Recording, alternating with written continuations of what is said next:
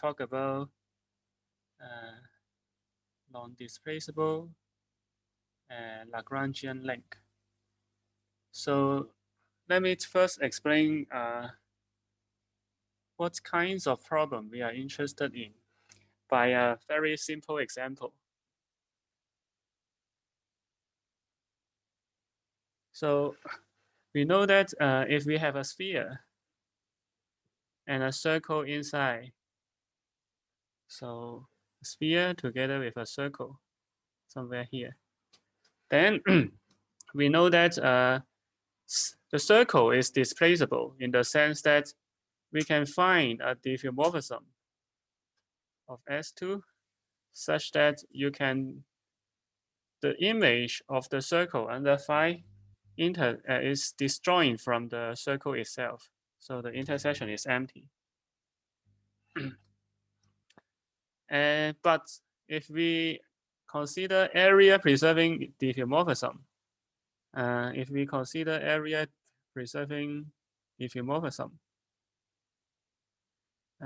diffeomorphism of S2 that preserve the area, and if C is the equator of the sphere, then because the equator separates the sphere into two halves of equal area, and you cannot push the equator off from itself using an area preserving diffeomorphism. So phi of C will intersect C for any area preserving diffeomorphism.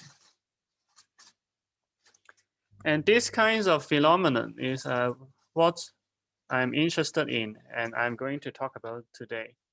The one above is called displaceable, and the one below is called non-displaceable. Please feel free to ask any question if you have. So as always, and right, but I'm not going to talk about differential topology today. Instead, I'm going to talk about symplectic topology today. So what I'm going to do is I will replace sphere by symplectic manifold. I will replace the circle by Lagrangian submanifold.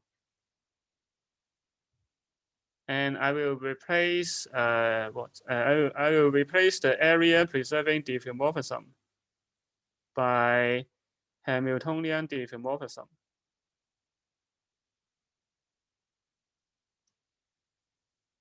And we can ask the same sort of question. So given a Lagrangian submanifold, when you can displace it from itself using a Hamiltonian diffeomorphism. And this is the question I'm interested in. And the question in dimension 2, when the ambient manifold has dimension 2, it is just as above. So, but for higher dimension, in higher dimension, say if our ambient manifold is a sphere times a sphere with a product symplectic form of not, so omega 1 and omega 2 doesn't have to be the same, but I want a product symplectic form. Then in this case, we can take our Lagrangian submanifold, say to be the equator times equator. And this is a Lagrangian submanifold inside. So in this case, we can ask the same thing, whether it is non-displaceable or not. And it turns out that it is a difficult question because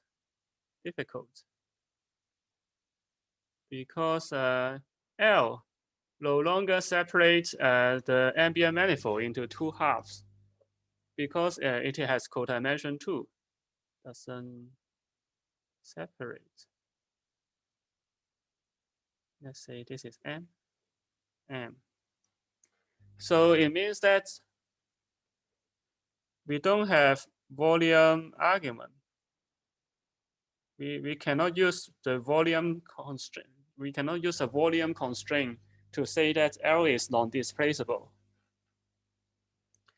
And the breakthrough to this question comes after Floer and O. And using Lagrangian Floer theory, one can show that L is indeed non-displaceable. And the tool they use is Lagrangian Floer cohomology.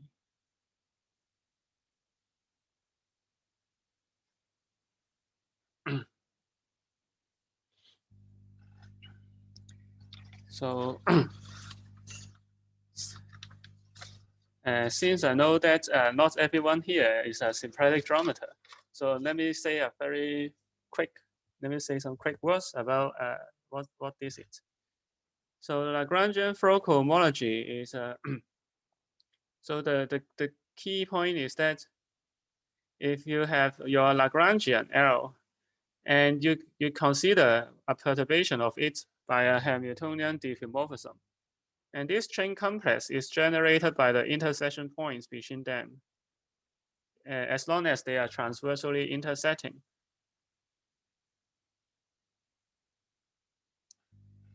And the differential can some holomorphic strips. Differential can holomorphic strip.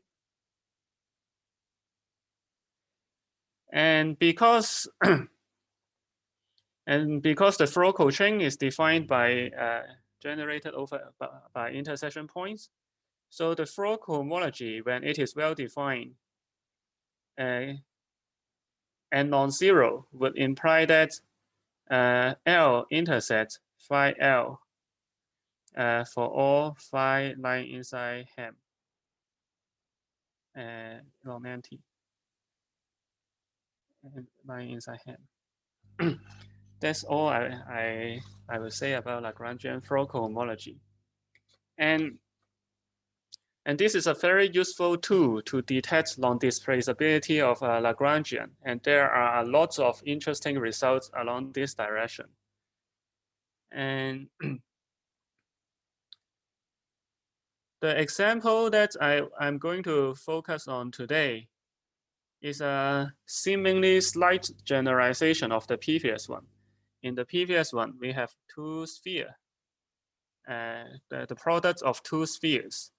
And we consider the equator, the product of equators, which is our L. And in this new example, I use the same, same kind of ambient manifold. And then I want the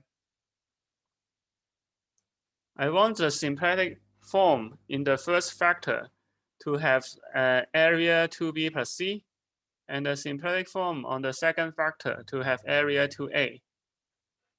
So it looks like this, cross this again.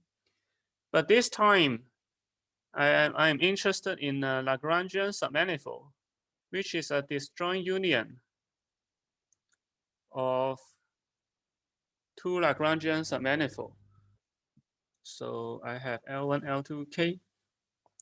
The Lagrangian I am interested in is L1 cross K union L2 cross K. Union L2 cross K. So is it long? And I want to make the non-displaceability problem non-trivial. I want to put this area constraints on the region. So the two circles on this sphere separate the sphere into three regions, two discs of area B and one annulus of area C. And this you can check that this is the only possibility that you don't. I mean you cannot displace your Lagrangian in an obvious way. So in this case, can we displace L by Ham by an element inside this Hamiltonian diffeomorphism group.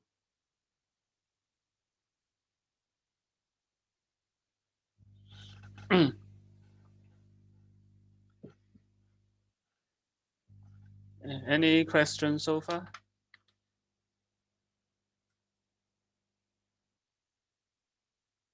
Yeah. This question will occupy the rest of the talk today. And this is it turns out that it is a difficult question. And the difficulty is that the Floer cohomology of this guy is 0, but it is not clear whether L is displaceable or not. Whether if L is displaceable or not.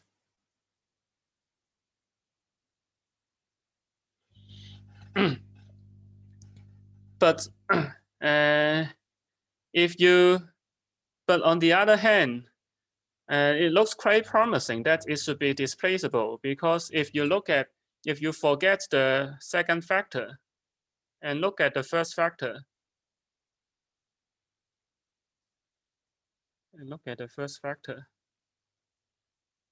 you can see that by area reasoning, the union of these two is non-displaceable when C is small. When C is less than or equal to 2B.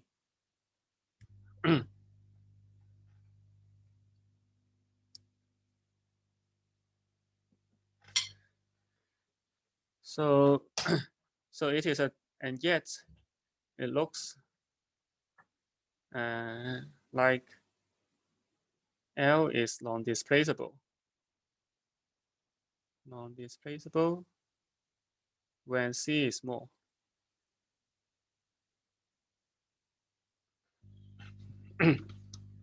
Any question?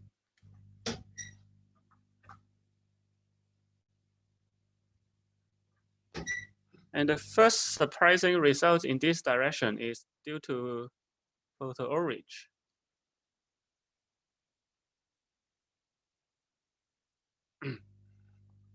He shows that actually, even if C is very small, as long as 2A, the area of the second factor is greater than the area in the first factor, then this guy is displaceable.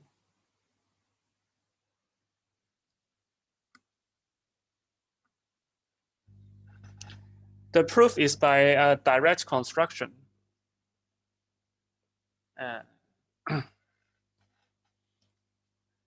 And from the standard nowadays, it is quite easy. You can displace it by probe.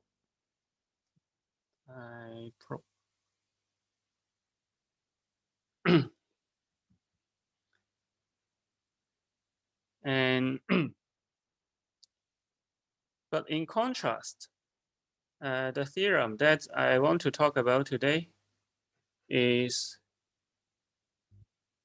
if what? If B, C is less than B minus A,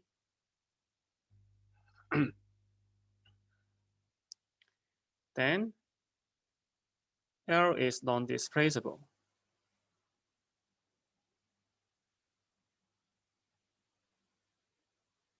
So it means that when A and C is small compared to B, I mean, yeah, this is the precise statement. So the funny thing is that there is the A, the second factor, comes into play. And in picture, so you have this guy, C is here, B is here, and then cross 2A.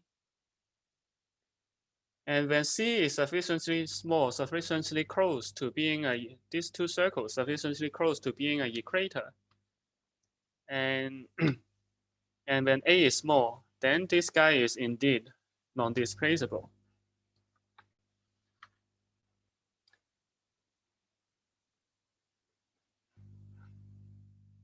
Any question about the theorem?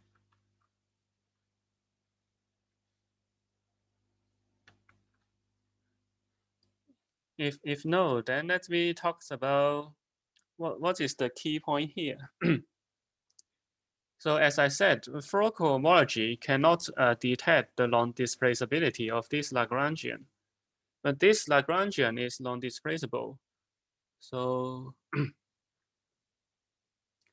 you can imagine that the non-displaceability is somehow related to the annulus bounded between these two circles, and the Lagrangian Floer cohomology cannot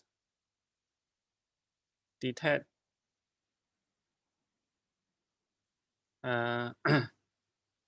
holomorphic annulus or higher genus curves, higher genus holomorphic curves.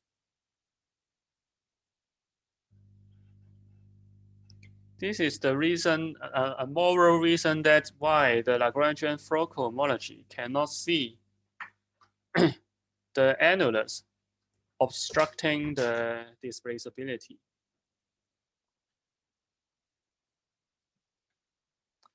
And to overcome the issue, here comes the low-dimensional topology part of the weekend workshop.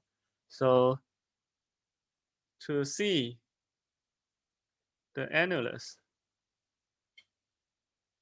we borrow an idea from back to Oswald Zabel, and actually dated back to at least to Donaldson, which is we use the check. We pass to symmetric products.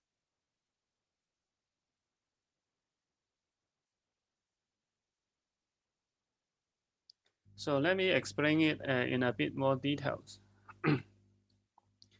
So given a manifold, a symplectic manifold, and a bunch of Lagrangian submanifold inside, pairwise disjoint Lagrangian submanifold, say L1 up to Lk, they are pairwise disjoint. And another collection of Lagrangians, K1 up to Kk, they are pairwise disjoint.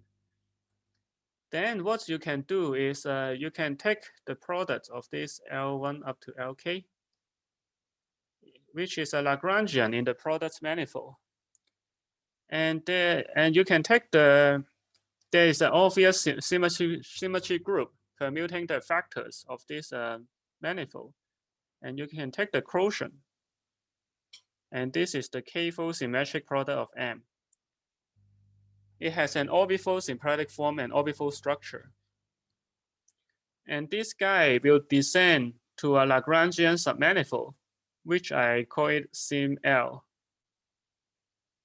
inside this symplectic orbifold. And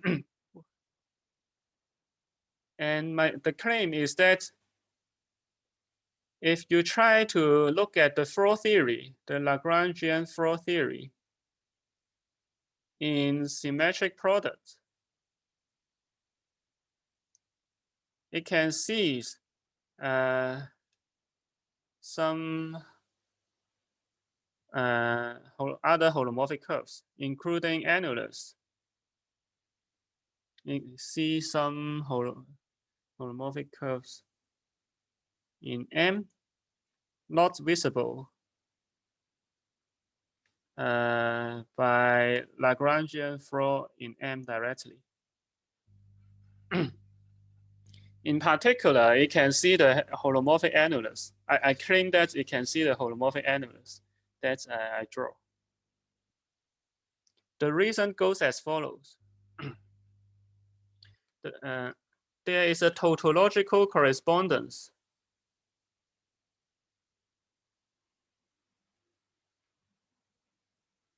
By the way, of course, the reason why I say this is the low-dimensional topology part of the story is that it is, of course, this construction comes from, it is the same as the Higa-Floer, it's the same as the construction of the Higa-Floer homology.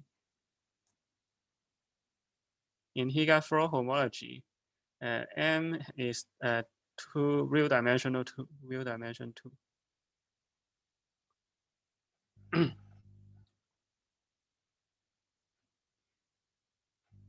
And the tautological correspondence goes as follows.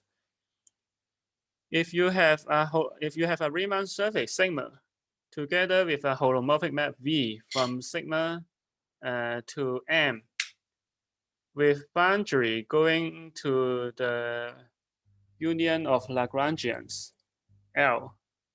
So recall L is a union of pairwise disjoint Lagrangian. And if you consider K to 1 branch covering to another Riemann surface sigma, then the data of these two maps determine a map U from S to the k-fold symmetric product of M with boundary on sim L. And this U is simply defined by, if you pick a point Z in S, then you take the preimage of Z. It gives you k points in sigma. And then you can push the k points to M, which are unordered. So it defines a point in the k-fold symmetric product.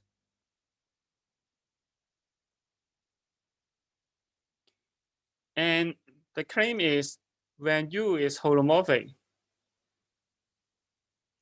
it uniquely determines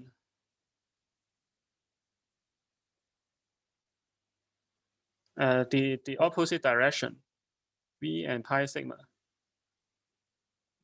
So there is a bijective correspondence between the two, between U and the pairs of map P and V and pi sigma. Somehow one-to-one correspondence between the two things. And as an example, let me draw a little example here. So we can consider an annulus going to, I draw it horizontally. So I drew it horizontally. So you can consider an annulus mapping biholomorphically to the annulus bounded between the two circles. And this is L1, this is L2. L is L1 union L2. And then there exists a 2-to-1 branch covering from an annulus to a disk with 2 branch points. So these two together determine a map U from the disk here to the two-fold symmetric product of S2 with boundary on sim L. So this is why, even though Floer cohomology only captures holomorphic disk and holomorphic strips, if you consider if you consider Floer theory in the symmetric product, then you can see the annulus mapping to the original manifold M. At least heuristically, this is the reason. Of course, in rigorous terms, I have to show that this holomorphic disk really contribute to the Floer theory, and this is and that I will explain in more details. But I want to give you the heuristic reasoning why we are doing Floer theory in the symmetric product, and how doing Floer theory in symmetric products might give you something interesting of the original manifold itself. Any questions so far?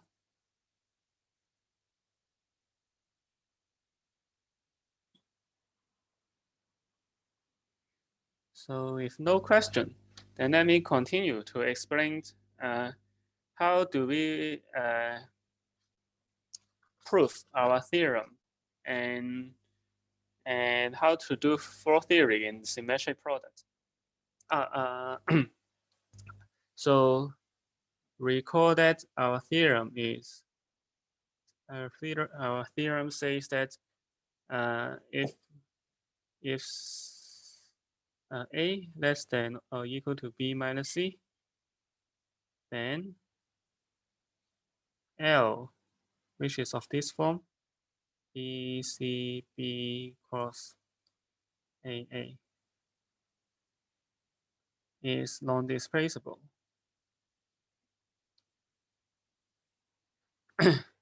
A quick observation is that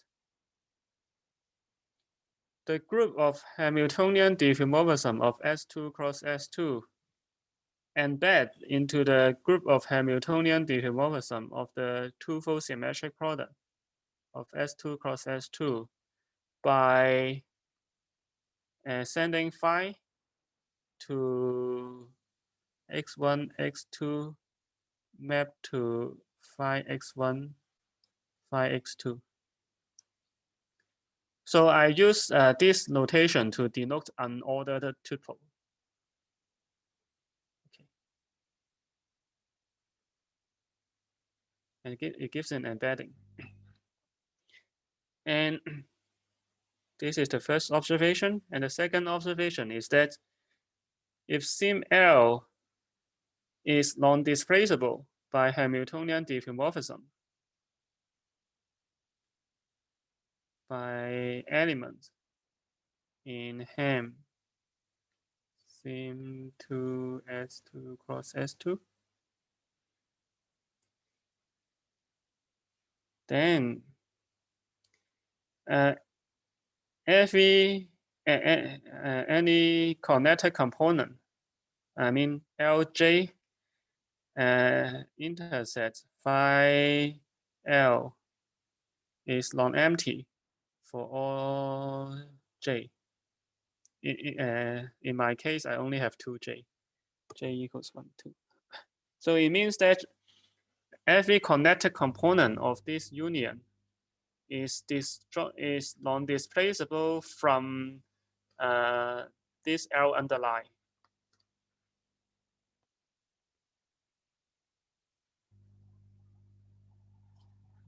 For all phi in Ham.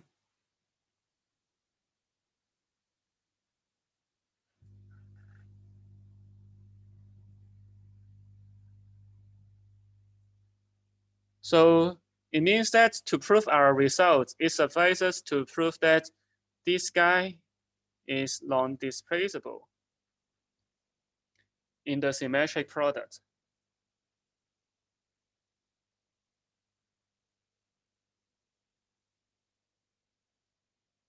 So is non-displaceability.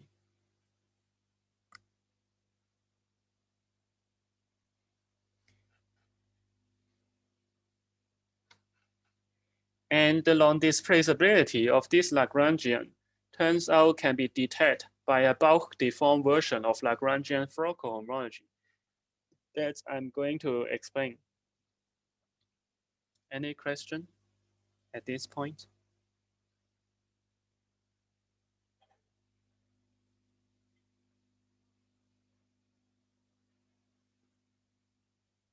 So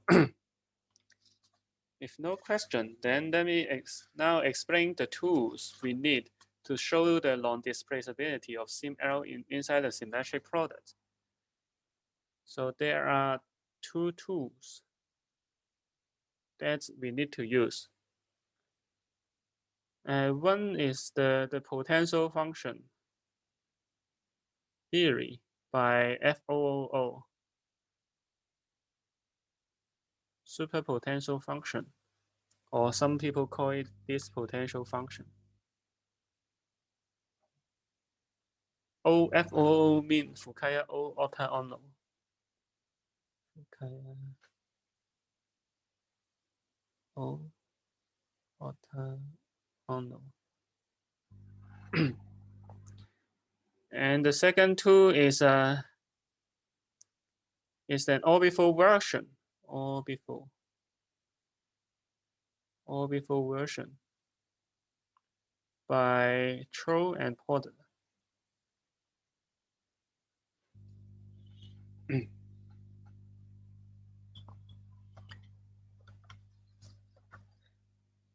And before I move on, any question? In the next 20 minutes, I think I will give a quick summary of these main tools, and then in the final 10 minutes, I will talk about how to apply the tools to get the result. So, okay, for one, the setting goes as follows. Given a compact symplectic manifold, closed symplectic manifold, and a Lagrangian torus inside,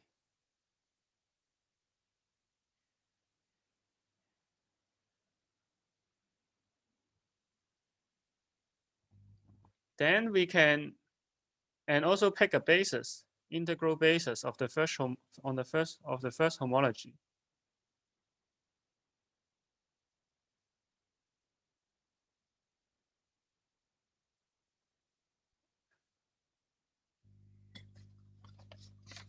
Then the potential function of the Lagrangian is a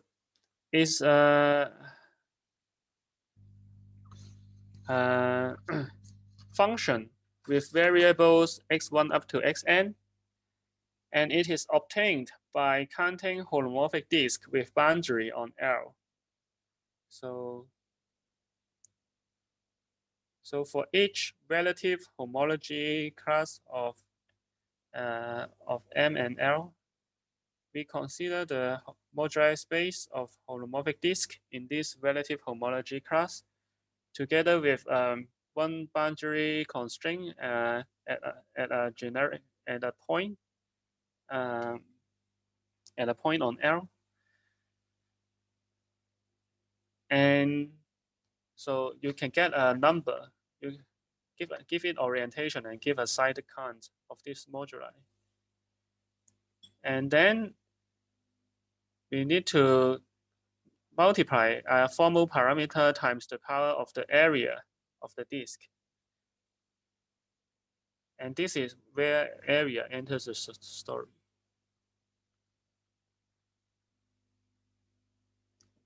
Enters to the story.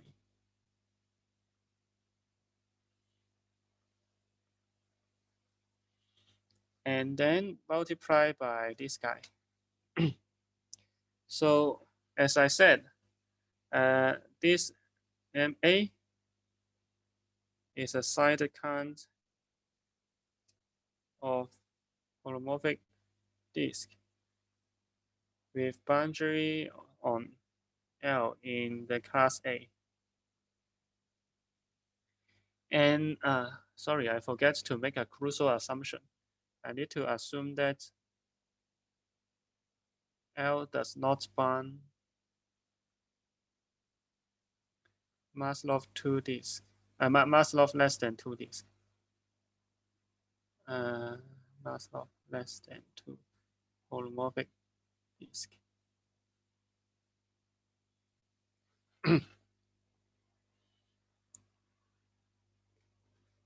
and then and this term is, so if you write boundary of A as a linear combination of Q1 up to Qn, so you can write it as, say, AI, some AI Qi, then X to the power boundary A is a notation for this.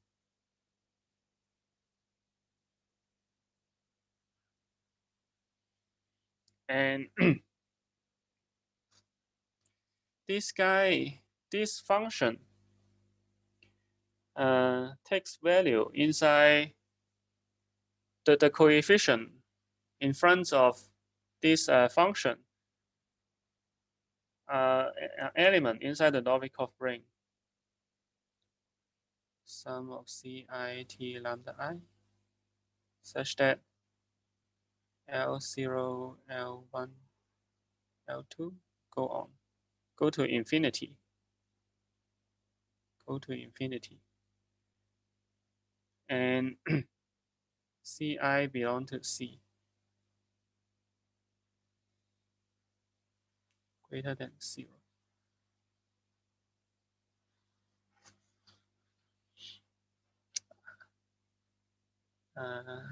I'm only saying that this guy lying inside this Novikov ring.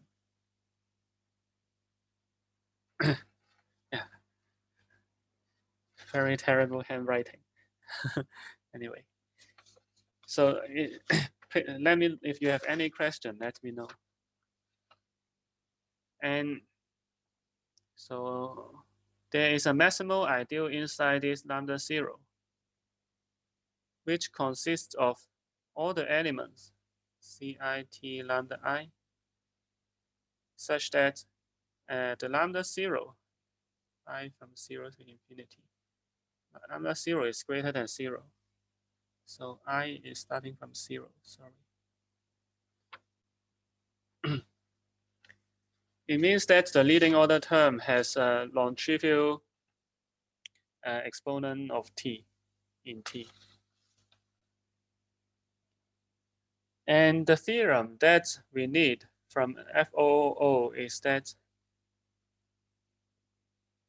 if the potential function admits a critical point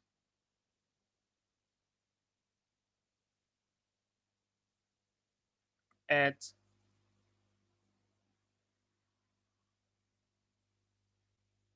the complement of the maximal ideal,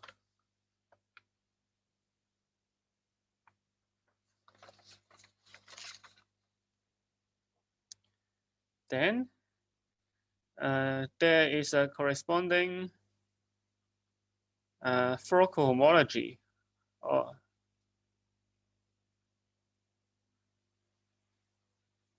depending on this x,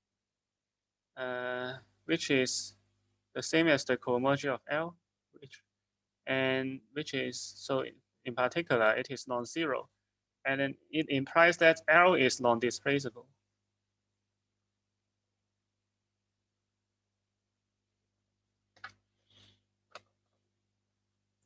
So the upshot is that to check its non-displaceability, or to check whether you can find a Floer cohomology with non-zero, which is non-zero, you only need to check, you only need to compute the potential function and see whether it admits a critical point. But it turns out that this is not sufficient for our purpose. We need to do something a little bit more.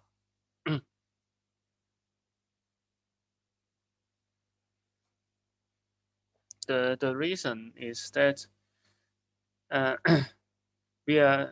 are two reasons why it is not sufficient. The first reason is that our setting is a symplectic orbifold instead of a symplectic manifold.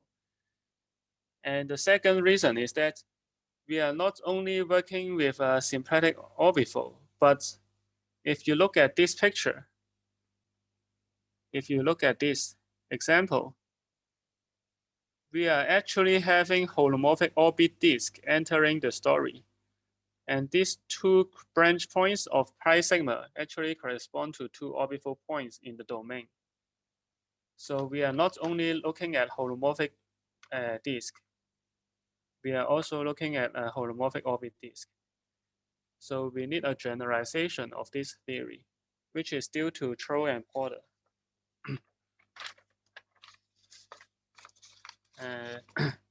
And I summarize it as a bulk deformation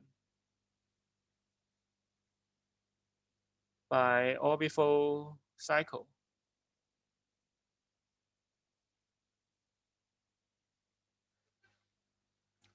So, okay, what do I mean?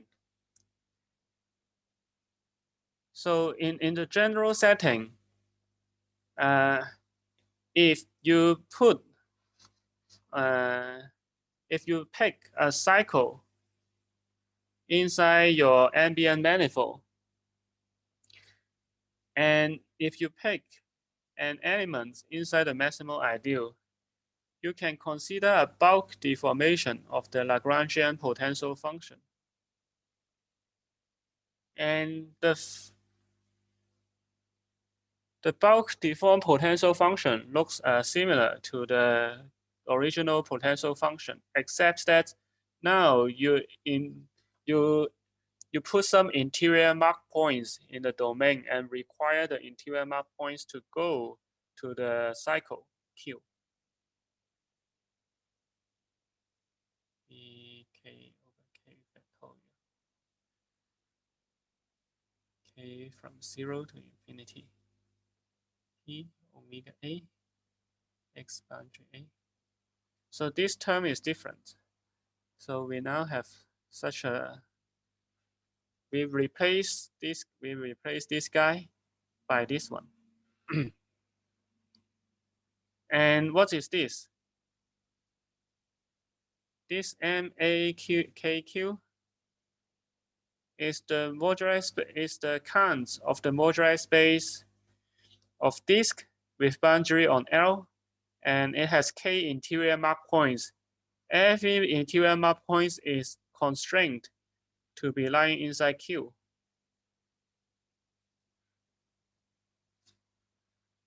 And you need to count such moduli. K many.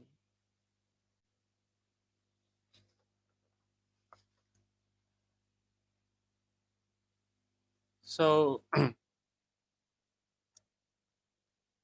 and moreover, if M is a symplectic orbifold,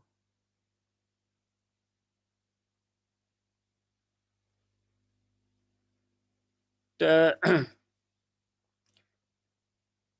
the interior mark points can be required. Points can be required to lie inside certain orbifold sectors. It is the same as saying that you require your map to respect some finite group action.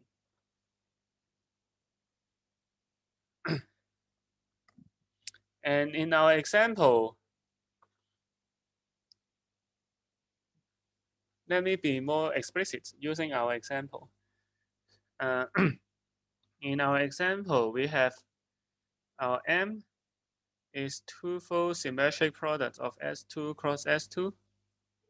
So it is the quotient of S2 cross S2 by Z mod 2.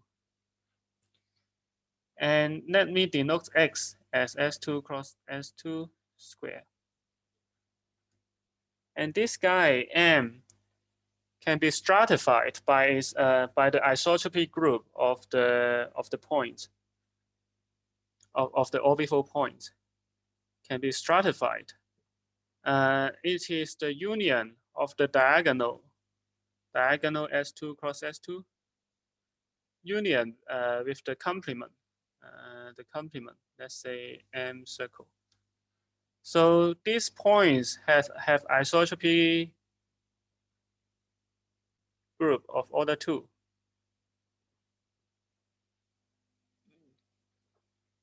Diagonal S2 cross S2 means x comma y inside x, such that x equals y.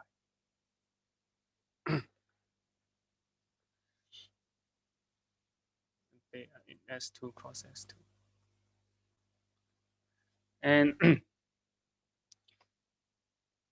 and then this diagonal descend to the maybe I should call it tilde. It descends to a diagonal inside M under the group action. But because they are the fixed point, so you can identify them. But anyway, so this M can be stratified into these two, and if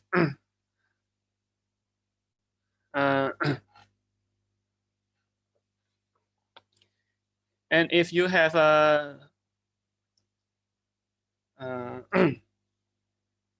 yes, and let's say, and one can and in this case one can define something called inertia orbifold.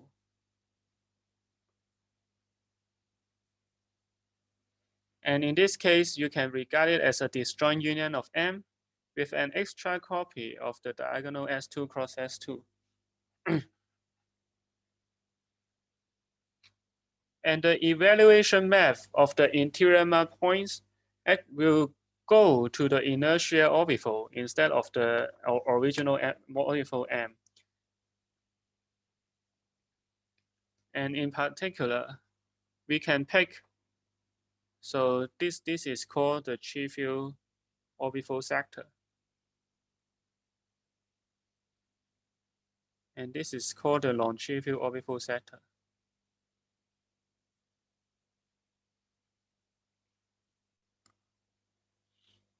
And in particular, we can pick Q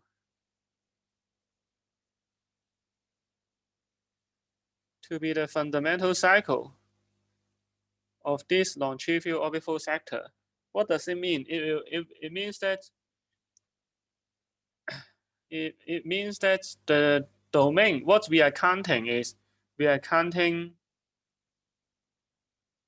holomorphic disk with some orbifold map points, orbifold interior map points in the disk. And we require these orbifold map points go to Q.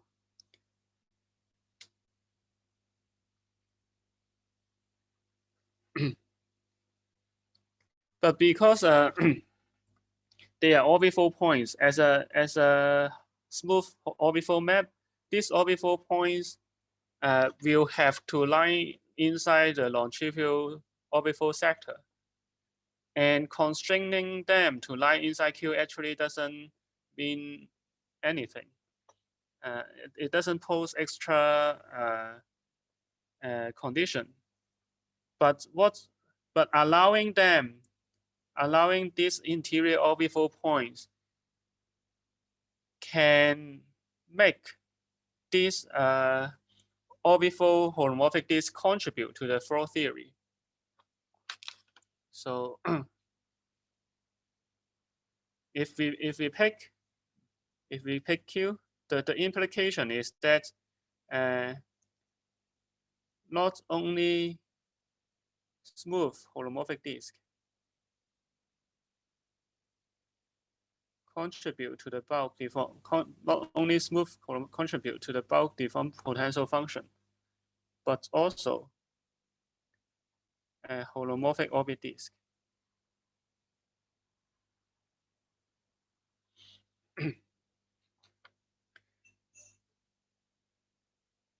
So let me give an example to wrap up what I have tried to summarize. So the example, I will use a complex one-dimensional example for because it is easier as an illustration.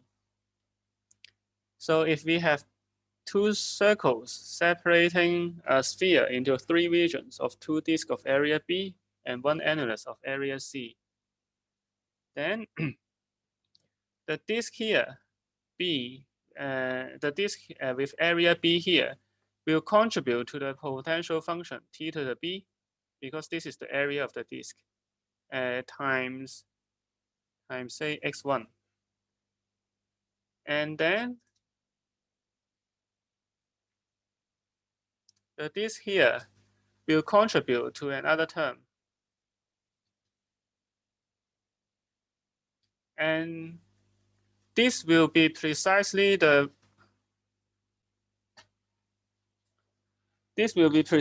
potential function of sim L in the sim 2, L1, L2. Sim L is lying inside twofold symmetric products of S2. But you can check that this guy doesn't have critical points. This potential function doesn't have critical point. So you cannot use this to show the non-displaceability of L. But in contrast, if we pick Q to be the orbifold, to be the fundamental cycle of the non-trivial orbifold sector, then the bulk deformed potential function can keep track of this annulus, of the contribution of this annulus. So it will give you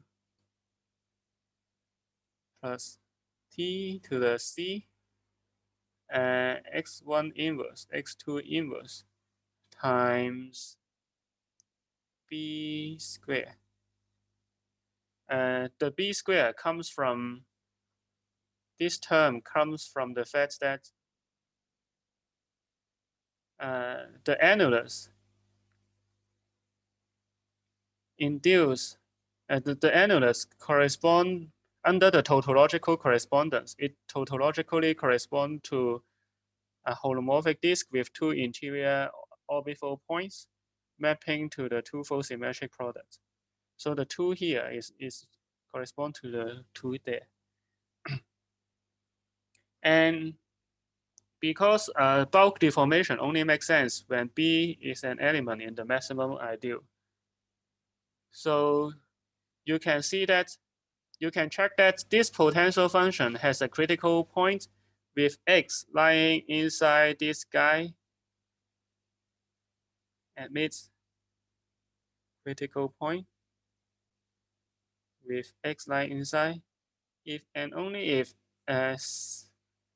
t to the c, b squared equals to t to the b. So it means that we can do this if b, there exists such b, such that it works, if and only if b minus c is greater than 0. And so you can see that the areas plays the role, the areas enter the story as the exponents of t. And in this example, we use the check of passing to the symmetric product to prove the non-displaceability of this disjoint union when C is less than B. Any question for this example?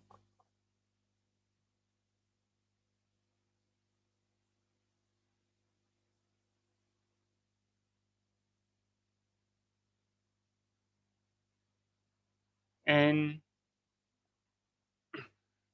of course, in the last 5 minutes, I want to tell you I want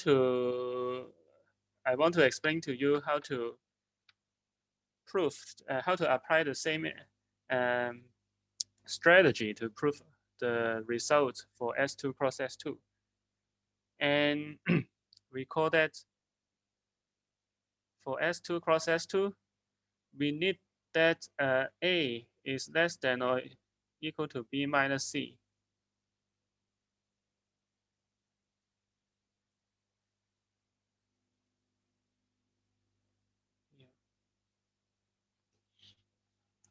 And the reason here is that if we look at the toric picture of this S2 cross S2, it has length 2B plus C here, and it has length 2a there.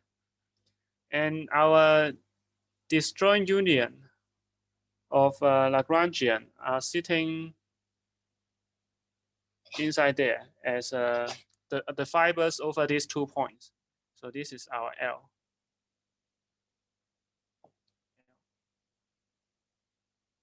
It's these 2 points there. And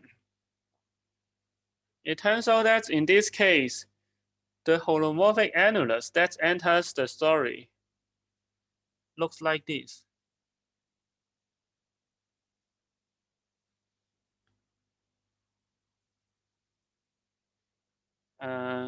There are 2 holomorphic annuli that are important to us, and they look like this.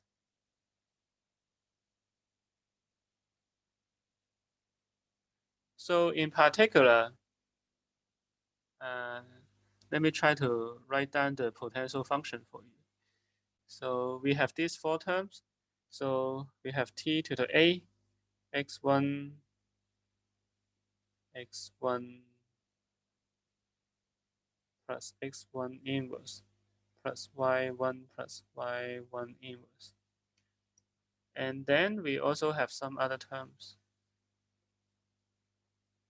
We have some term here. These are holomorphic disk plus t to the b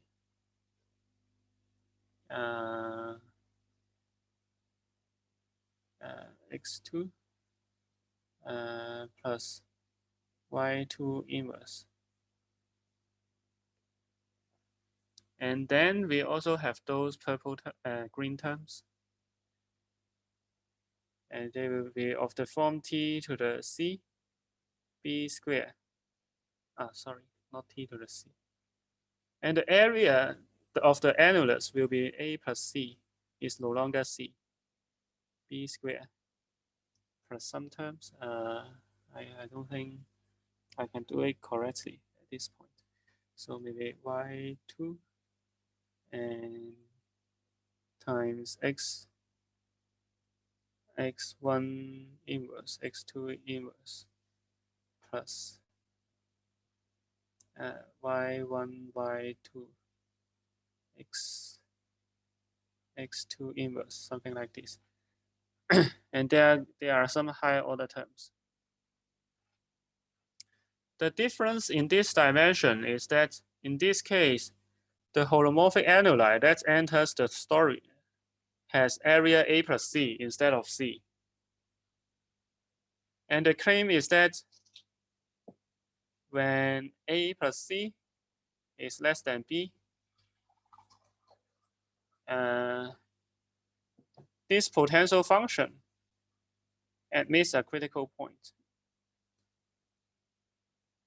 and hence proving the non-displaceability of L. And you can deduce by continuity that the result true for when a equals b minus c. Okay. You can deduce it by continuity. And this is the end of my talk. Thank you very much.